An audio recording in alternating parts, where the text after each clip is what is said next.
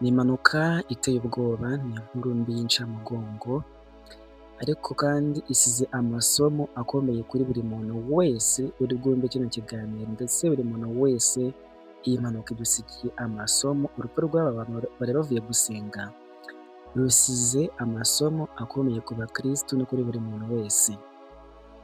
Ni impanuka yamenyekanye mu masaha ya saa munani kuri kino gicamunsi cya tariki 28 z'ukwezi kwa kabiri 2026. Ni imodoka yo mu bwoko bwa Romarike yaje kubikora impanuka idasanzwe ihitanye abantu benshi barenga 11. Reka nshimire wamaze gukanda subscribe, like, share no comment kuri channel yacu Intangarugero Empire, isoko ibiganiro byubaka, ndetse nkubwire ngo nawe niba ari ubwa mbere ugeze hano kanda subscribe, like, share na comment, maze ibiganiro byiza byo kugira 5 kuri 5. Ese ni ayahe masomo iyi mpanuka isigiye abantu? Ni impanuka yatewe n'imodoka yo mu bwoko bwa Romarike yari irimo kumanuka iva irimo hano mu muhanda wa Rubavu Musanze. Murabona hano rero hafi y'ibitaro bya Gisenyi mu marembo hari ahantu hari ubwato muri rompuwe. Abenshi ubu bwato barabuzi, ndetse iyo uhagaze hano hari ubwato muri rompuwe ubona ikiyaga cya Kivu ndetse n'ibitaro bya Gisenyi. Aha kandi hari umuhanda mubi cyane, ahazwi nko kwa Gacukiro. Ahantu hakunda kubera impanuka nyinshi nk'uko abaturage babivuga ndetse n'abaturiye. Hakunda kubera impanuka nyinshi cyane rwose wagira ngo hari umuzimu wo kwica abantu. Iyi modoka yari yaje kubura feri, hanyuma iza guhitana abamotari wari utwaye umugenzi ibakubita ku ruhande. Imodoka yo mu bwoko bwa Romarike, hanyuma rero bivuga ko ari muri Tanzania, ndetse rero iyi kontineri yari ihetse yaje kuba n'ubundi impanuka iza gukubita imodoka yari itwaye umugabo n'umugore n'abana, dore ko abari imodoka bose bari 7. Iyi modoka rwose irayikandagira irayikacanga rwose igira nka capati, abantu bose irabahitana. Nk'uko mureba kuri screen rero murabona umuryango w'abo bantu rero baburiye ubuzima muri iyo mpanuka. Ni abantu benshi bagera muri 11, ariko ibi ngibi ni ayahe masomo bisigiye abantu twese?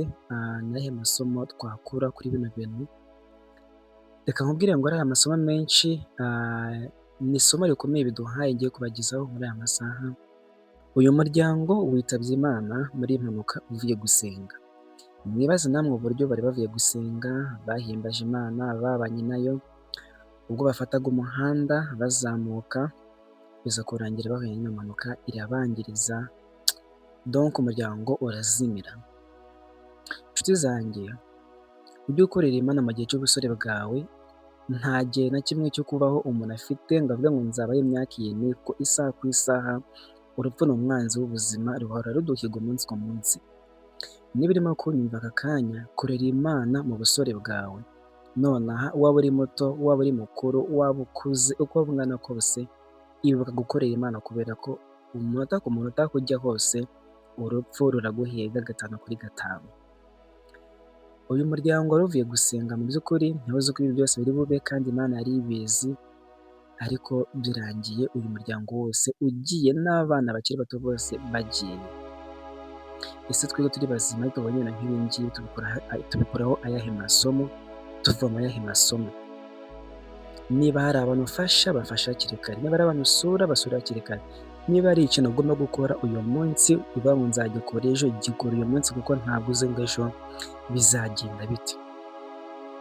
Hari ibintu biba tukabireba gutyo tukumva ko ari amakuru asanzwe, ariko hari amasomo menshi bakwiye kutwigisha. Uyu munsi ufite ababyeyi bawe, bafasha hakiri kare. Niba ufite umuntu urwaye, musure, umufashe hakiri kare, kubera ko ubuzima tubamo uyu munsi byagora kuvuga ngo njyewe nzabaho imyaka iyi n'iyi. Isaha ku isaha urupfu ruraduhiga. Abantu benshi baba bifuza ibyishimo by'umuryango, ariko hari n'abafite uyu munsi, ejo ugasanga birarangiye. Icyo nakubwira ngo ni ukunyurwa n'ukuntu umeze. Niba uyu munsi utarabyara, niba uyu munsi udafite umuryango, niba uyu munsi hari byinshi utari wabona mu buzima bwawe, iga kwihangana, kubera ko n'ababifite muri iyi minsi barimo kugenda babitakaza mu buryo rwose, mu buryo bubi cyane. Igihari ni ugukorera Imana, igihari ni ugufasha abantu, igihari ni ugusenga cyane no kwiyeza umunsi ku munsi, kubera ko urupfu rwose ruba kugenda rumara abantu umunsi ku munsi. Ku bantu bari bahari rero aho impanuka yabereye, abantu donc bapfuye nabi ariko ntabwo ariyo nkuru turimo kuvuga, ahubwo ni ukwereka yuko ubuzima bw'umuntu, iyo umuntu rwose ari muzima babona ko nta kintu cyamubaho, ariko iyo yamaze kuvamo umwuka nabwo nta kintu aba atekereza. Twebwe abazima ni twebwe bisigira amasomo. Ukwiye kumva ko igihe uri muzima hari ibyo ugomba gukora, ukwiye kumva yuko rwose igihe uri muzima ibyo ugomba gukora byose ubikore hakiri kare ndetse ukorere iki? Imana. Reka twihanganishe umuryango wabuze ababo muri iyi mpanuka, twihanganisha abanyarwanda, abanyarwandakazi, ariko mbabwire ngo mwige kubara iminsi yanyu ndetse nimwige ikintu gikomeye cyo gukorera Imana hakiri kare, kubera ko Imana upfa rwose umuntu yapfa icyaha icyo ari cyo cyose, ntabwo Imana icyitaho, yita ku bugingo. Ariyo mpamvu twebwe nk'abantu bari bazima dukwiye gukorera Imana, tugakunda abantu kuko isaha ku isaha tuba turi abagenzi. Mukomeze kugira ibihe byiza, mukande subscribe, like, share na comment, kandi mube intangarugero umunsi ku munsi, mukore ibyiza kurushaho. Turabakunda cyane, ariko twihanganisha umuryango w'ababuze ababo muri iyi mpanuka. Mukomeze kugira ibihe byiza. Ni Intangarugero Empire.